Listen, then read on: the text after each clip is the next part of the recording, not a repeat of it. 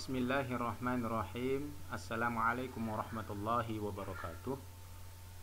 Alhamdulillah, puji syukur kehadirat Allah SWT yang masih memberikan kita nikmat kesehatan dan kesempatan sehingga kita bisa bertemu kembali pada kesempatan yang berbahagia ini. Anak-anakku, siswa-siswi kelas 12 yang Pak Guru banggakan, pada kesempatan ini kita akan membahas materi fikih, yaitu bab tentang munakahat atau pernikahan.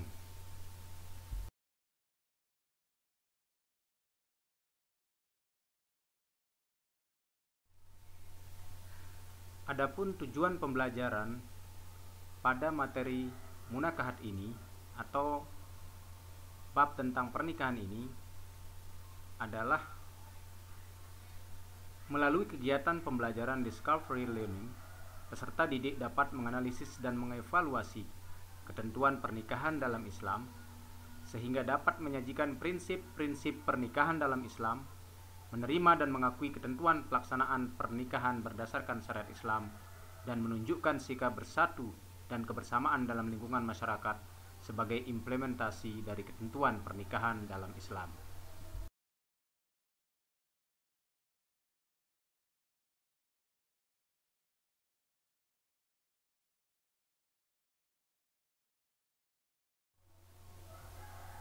Sebelum kita membahas lebih jauh lagi tentang pernikahan ini, ada baiknya kita pahami dulu pengertian secara bahasa maupun secara istilah dari nikah itu sendiri.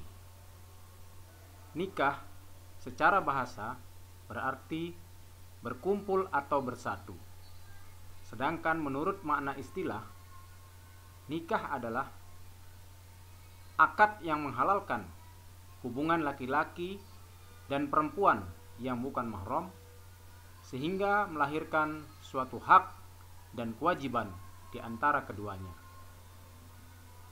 Hampir sejalan dengan makna itu, dalam Undang-Undang Nomor 1 Tahun 1974 yang mengatur tentang perkawinan atau pernikahan disebutkan bahwa perkawinan ialah ikatan lahir batin pria dengan wanita atau sebagai suami istri dengan tujuan membentuk keluarga yang bahagia dan kekal berdasarkan ketuhanan yang Maha Esa.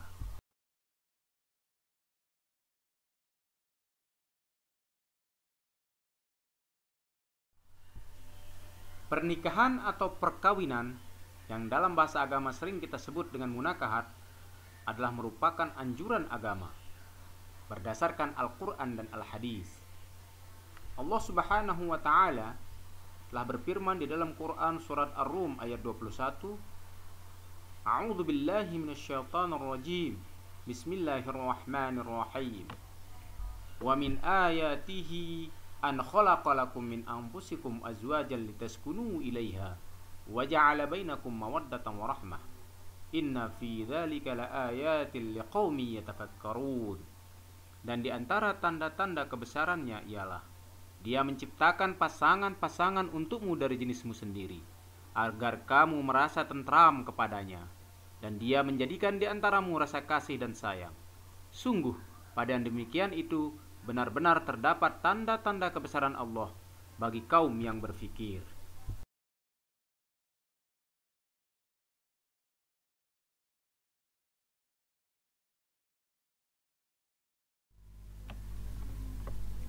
Di dalam Al-Hadis yang diriwayatkan oleh Bukhari dan Muslim dari Abdullah bin Mas'ud radhiyallahu anhu juga ditegaskan, an Abdullah bin Mas'ud radhiyallahu anhu qala lana Rasulullah sallallahu alaihi wasallam, ya ma'syaras syabab, man istata'a minkumul ba'ata falyatazawwaj fa innahu aghaddu lil basar wa ahsanu lil faraj, wa man lam yastati' fa alayhi bis-shawm fa innahu lahu wijaa'un, muttafaqun alaihi.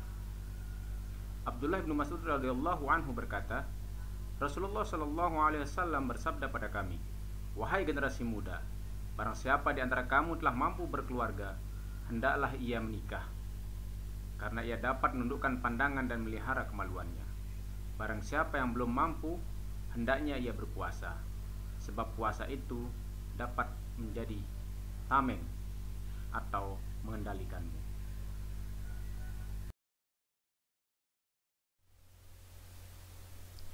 Selanjutnya, bagaimana hukum pernikahan dalam Islam?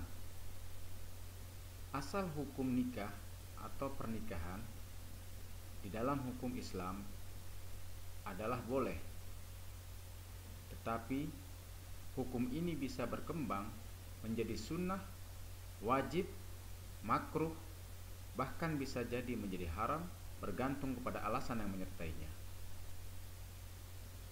Sunnah apabila orang yang hendak menikah, ia memiliki kemampuan untuk menikah dan mampu pula mengendalikan diri dari perzinahan. Kemudian yang ketiga adalah wajib. Bagi orang yang hendak atau ingin menikah, mampu menikah, dan ia khawatir berbuat zina jika tidak segera menikah. Yang keempat adalah makruh. Bagi yang ingin atau hendak menikah tetapi belum mampu memberi nafkah terhadap istri dan keluarganya. Yang kelima adalah haram. Bagi orang yang menjadikan pernikahan itu dengan niat atau maksud untuk menyakiti pasangannya.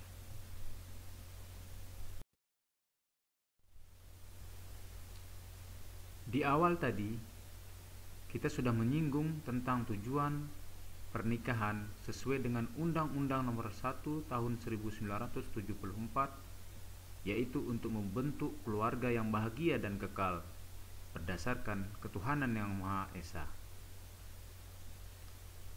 Secara rinci, bisa dijabarkan bahwa tujuan pernikahan itu antara lain yang pertama adalah memperoleh cinta dan kasih sayang. Selanjutnya, agar orang yang menikah itu memperoleh ketenangan hidup sebagaimana yang telah ditegaskan oleh Allah dalam Quran surat Ar-Rum ayat 21. Kemudian tujuan pernikahan selanjutnya adalah memenuhi kebutuhan seksual secara sah, sehingga tidak terjadi pergaulan bebas yang dilarang oleh agama. Yang keempat adalah untuk memperoleh keturunan yang sah dan soleh-solehah. Dan yang terakhir adalah mewujudkan keluarga yang bahagia berdasarkan ridho Allah Subhanahu wa ta'ala.